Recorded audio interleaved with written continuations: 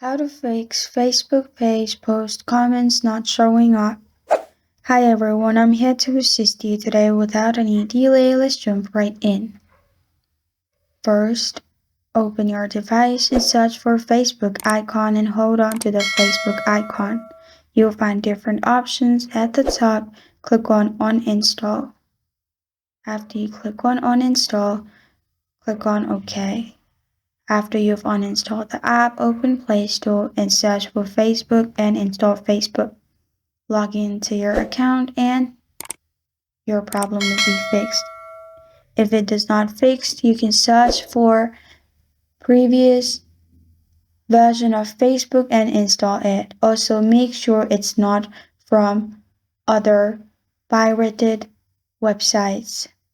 And this is how to fix Facebook page post comments not showing up. Thank you for joining me today. If this video helps you out, please leave a like and subscribe for more. Got a question or want to suggest a topic? Comment below. Thank you for watching.